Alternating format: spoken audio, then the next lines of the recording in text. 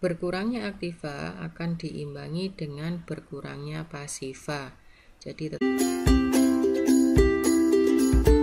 Assalamualaikum warahmatullahi wabarakatuh. Selamat berjumpa lagi dengan saya di Abo Akuntan. Di video kali ini kita akan belajar tentang persamaan dasar akuntansi, yaitu kompetensi dasar 3.6 menerapkan persamaan dasar akuntansi dan 4.6 membuat persamaan dasar akuntansi. Sebelum kita belajar tentang persamaan dasar akuntansi, maka sebaiknya kita pahami dulu prinsip dasar persamaan dasar akuntansi. Apa sih prinsip dasar persamaan dasar akuntansi itu? Persamaan dasar akuntansi merupakan pendekatan secara matematis mengenai hubungan antara harta, hutang, dan modal. Baik, kita ambil contoh. Misal, saat kita ingin memiliki sebuah laptop, maka laptop ini dapat kita peroleh dari uang tabungan pribadi kita sendiri, yang nantinya laptop akan kita sebut sebagai harta dan tabungan kita sebut sebagai modal. Maka dalam skema satu ini, harta sama dengan modal. Harta dapat diperoleh dari modal. Selanjutnya, pada skema 2, kita dapat membeli laptop dari kredit di toko tanpa uang muka sama sekali. Maka dengan demikian, harta yang kita peroleh merupakan hasil dari hutang. Harta sama dengan hutang. Kemudian untuk contoh yang ketiga, kita dapat membeli laptop dari uang pribadi kita dan melakukan kredit di toko pada saat pembelian. Maka dengan skema seperti ini, maka harta sama dengan hutang plus modal, atau harta dapat diperoleh dari hutang dan modal. Harta sendiri, harta perusahaan, merupakan sumber daya perusahaan yang akan memberikan nilai ekonomis di masa mendatang. Harta perusahaan terdiri dari yang pertama adalah harta lancar. Harta lancar bisa berupa uang tunai atau kas. Dapat juga berupa tabungan di bank atau biasa kita sebut uang di bank atau kas di bank.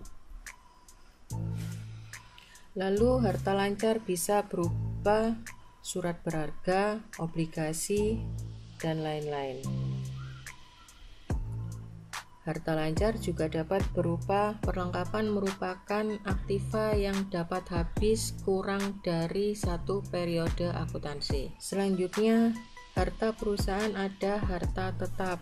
Harta tetap ini memiliki nilai ekonomis lebih dari satu periode akuntansi atau 1 tahun. Misal, gedung perusahaan. Kemudian mobil.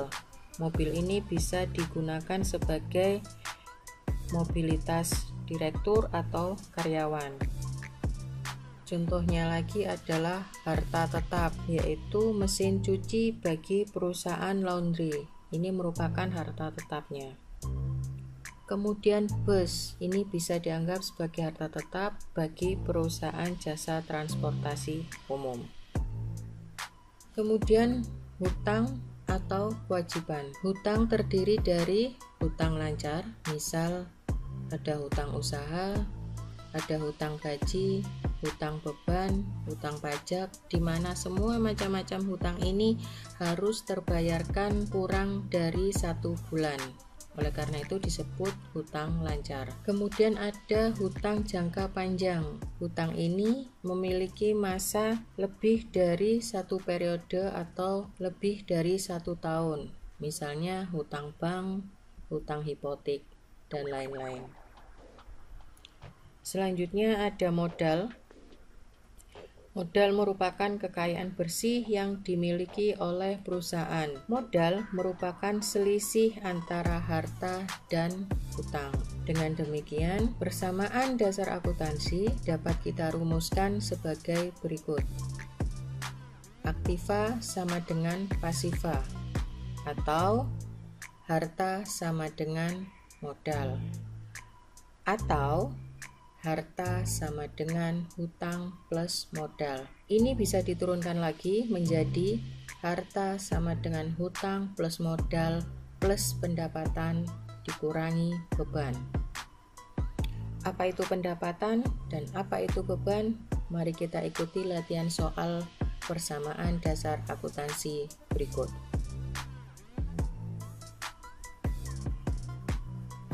Soal yang pertama, 1 Agustus 2020 Nyonya Ria membuka usaha salon cantik dengan menginvestasikan uang pribadinya sebesar 20 juta sebagai modal awal. Transaksi ini akan dicatat sebagai berikut. Perhatikan untuk penulisan nama perusahaan dan jenis laporan yang dibuat, kemudian periode penyusunan laporan. Jadi kita beri nama salon cantik. Yang kita susun saat ini adalah persamaan dasar akuntansi. Periodenya adalah Agustus 2020. Kita catat tanggalnya, yaitu tanggal 1 Agustus 2020 sesuai dengan tanggal transaksi. Karena Nyonya Ria menginvestasikan uang sebagai modal awalnya, maka kita catat sebagai kas. Kas ini merupakan uang tunai yang ada di perusahaan. Jadi kita catat dalam kas, kemudian lawannya adalah modal. Kita catat sebagai modal Nyonya Ria. Keterangannya kita beri pembentukan usaha. Di atas ini kita catat bahwa aktiva sama dengan pasiva. Aktiva terdiri dari akun kas, akun piutang, akun perlengkapan, akun peralatan.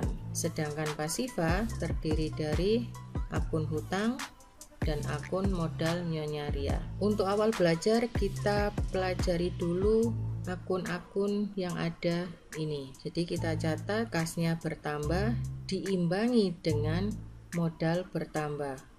Aktiva bertambah diimbangi dengan pasiva bertambah. Maka dengan seperti ini, aktiva sama dengan pasiva. Jadi total sebelah kiri adalah 20 juta, total sebelah kanan adalah 20 juta. Harus selalu balance, harus selalu seimbang antara aktiva dan pasiva. Perhatikan itu saat membuat persamaan dasar akuntansi. Selanjutnya, soal kedua, tanggal 2 Agustus 2020 Nyonya Ria membeli perlengkapan salon senilai 2.500.000 secara tunai. Saat kita mengeluarkan uang secara tunai, maka ini akan berkaitan pada kas. Kas yang ada di perusahaan akan berkurang dan transaksi ini berpengaruh terhadap perlengkapan, yaitu perlengkapan akan bertambah senilai 2.500.000. Transaksi ini kita catat dalam persamaan dasar akuntansi sebagai berikut. Ini kita catat tanggal 2, kemudian kas berkurang, hati-hati ini ada tanda minus. Kas berkurang 2.500.000, kemudian perlengkapan bertambah 2.500.000. Keterangan kita beri membeli perlengkapan tunai.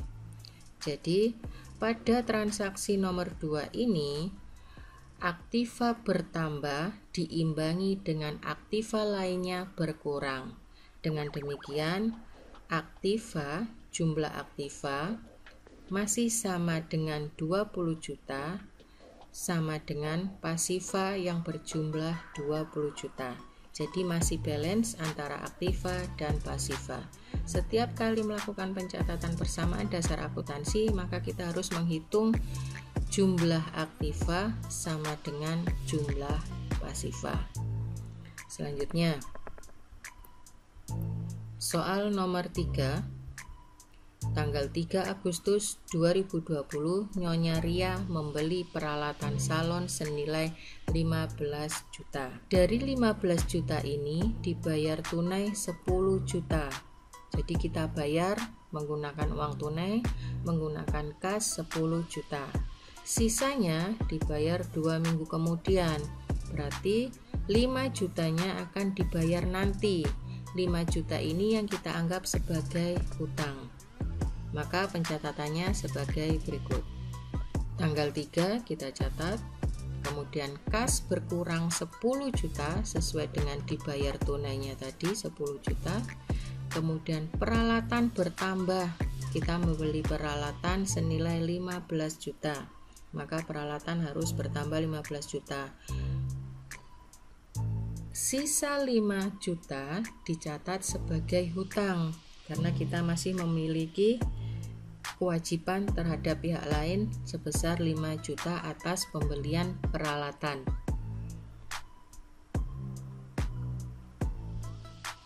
Berdasarkan soal 3 ini, aktiva berkurang diimbangi dengan aktiva bertambah. Kemudian pada soal 3 ini terjadi aktiva berkurang 10 juta dan aktiva bertambah 15 juta, maka pasivanya bertambah 5 juta.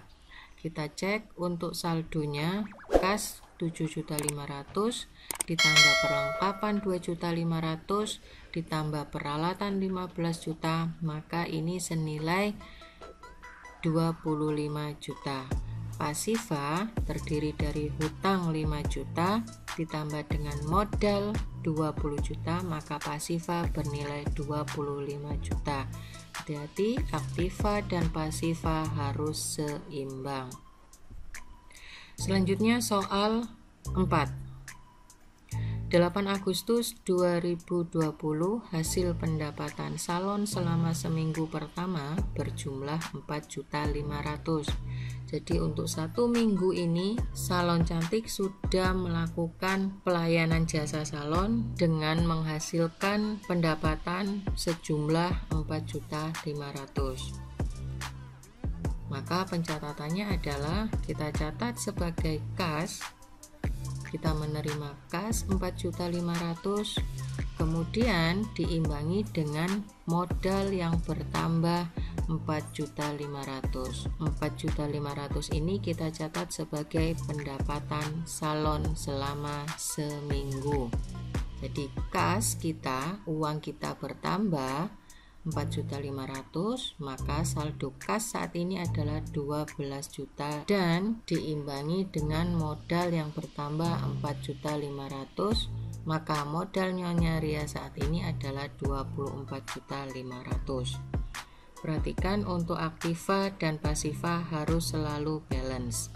Untuk saat ini adalah balance-nya 29.500.000. Soal kelima, tanggal 11 Agustus 2020, hasil pendapatan salon setelah merias pengantin, pendapatannya berjumlah 5 juta. Belum diterima, tapi dia sudah melakukan rias pengantin dan dia belum dibayar. Jadi pendapatan ini belum diterima. Maka transaksi ini akan berpengaruh kepada bertambahnya aktiva, bertambahnya pasiva. Yaitu kita catat sebagai piutang karena ini adalah pendapatan yang sudah kita lakukan namun uangnya belum kita terima, maka kita anggap sebagai piutang dan pendapatan akan dicatat di modal. Keterangannya kita beri pendapatan belum diterima. Masih tetap imbang jumlah aktivanya yaitu 34.500.000. Perhatikan untuk aktiva harus seimbang dengan pasiva. Jadi ketika kita sudah melakukan pelayanan jasa namun uang jasa kita belum diterima, maka itu akan menimbulkan piutang. Jadi di transaksi 5 ini yang bertambah adalah piutang dan bertambahnya modal. Kita catat sebagai pendapatan. Selanjutnya soal 6. 18 Agustus 2020, Nyonya Ria membayar sebagian hutang atas pembelian peralatan sebesar 4 juta. Jadi di soal yang lalu, Nyonya Ria telah membeli peralatan yang dibayar tunai dan sebagian tercatat sebagai hutang. Pada tanggal 18 ini, Nyonya Ria telah sanggup untuk melakukan pembayaran sebagian hutangnya. yaitu sebesar 4 juta. Maka hal ini akan berpengaruh pada berkurangnya kas. Kas akan berkurang sebesar 4 juta dan diimbangi dengan hutang yang berkurang pula. Hutang akan berkurang sebesar 4 juta. Kita catat keterangannya sebagai pembayaran hutang. Jadi jumlah kas saat ini adalah 8 juta. Setelah dikurangi 4 juta untuk pelunasan atau pembayaran sebagian hutang pembelian peralatan. Jumlah aktiva ini sekali lagi harus sama dengan jumlah pasiva, yaitu 30.500.000. Dokumen 7 atau soal nomor 7, pada tanggal 20 Agustus 2020, Nyonya Ria menerima pelunasan sebagian piutang pendapatan sebesar 3.500.000. Masih ingat di soal yang lalu, Nyonya Ria telah melakukan rias pengantin namun belum dilakukan pembayaran. Oleh karena itu, pada soal nomor 7 tanggal 20 Agustus, Nyonya Ria telah menerima pelunasan. Karena dia menerima uang, kita catat sebagai kas bertambah. Dan piutangnya berkurang sebesar 3.500.000. Ini kita catat di keterangan sebagai pelunasan sebagian piutang. Ingat, kasnya ini bertambah, piutang yang berkurang. Jadi jika berkurang, maka dia harus menggunakan tanda minus. Total aktiva, piutang, perlengkapan, dan peralatan harus sama dengan total hutang dan modal, yaitu berjumlah 30.500.000. Selanjutnya di soal 8, tanggal 22 Agustus 2020, Nyonya Ria mengambil uang 1.500.000 untuk keperluan pribadinya. Pengambilan uang ini akan kita sebut sebagai pengambilan prive. Dia akan mengurangi kas, juga akan mengurangi modal. Karena pengambilan uang perusahaan untuk keperluan pribadi oleh pemilik perusahaan, dia akan mengurangi modal pemilik. Kita catat sebagai berikut.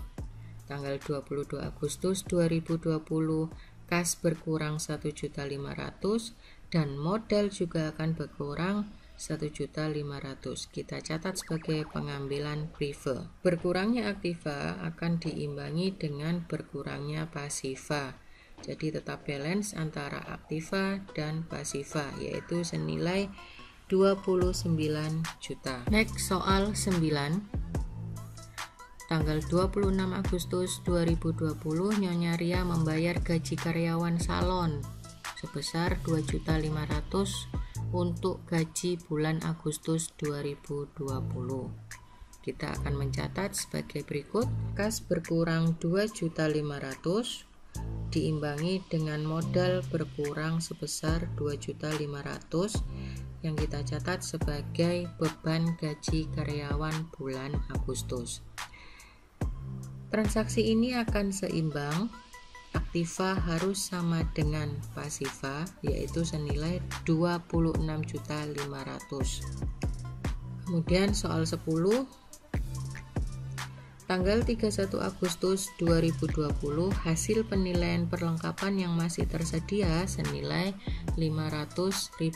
Di awal bulan yang lalu, salon cantik telah membeli perlengkapan dan di akhir periode ini, perlengkapan yang masih tersedia adalah 500.000.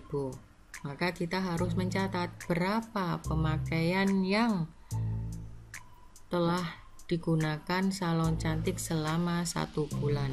Pencatatannya sebagai berikut, yaitu perlengkapan yang kita beli di awal periode adalah 2.500.000. Saldo sebelum transaksi ini adalah 2.500.000 dan perlengkapan yang masih tersedia adalah 500. Maka saldo perlengkapan harus nampak 500. Oleh karena itu, kita kurangkan 2.500.000 dengan 500, maka pemakaian beban perlengkapan adalah 2 juta. Kita kurangkan modalnya 2 juta juga. Kita anggap sebagai beban pemakaian perlengkapan. Oleh karena itu, aktiva balance dengan pasiva. Aktiva sama dengan pasiva sejumlah 24.500.000. Selanjutnya soal 11, 31 Agustus 2020, penyusutan peralatan setiap bulan senilai 100.000. Jadi untuk aktiva tetap selalu diadakan penyusutan aktiva tetap, kecuali untuk tanah tidak akan terjadi penyusutan karena harga tanah setiap tahun atau setiap periode akan bertambah tinggi. Berbeda untuk aktiva tetap lainnya, selalu ada penyusutan setiap bulan atau setiap tahun. Penyusutan ini akan kita catat ke dalam akumulasi penyusutan peralatan.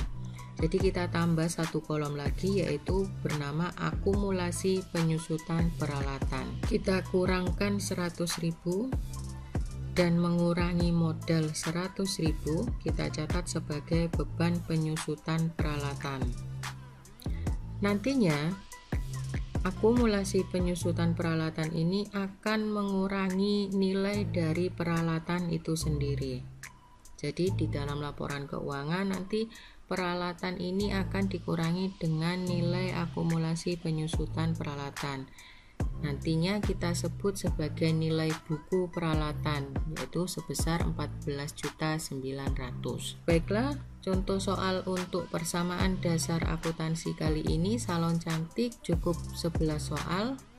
Jangan lupa untuk memperhatikan aktiva harus sama dengan pasiva. Hasil akhir latihan kita adalah aktivanya sejumlah 24.400.000 dan pasiva sama dengan 24.400.000.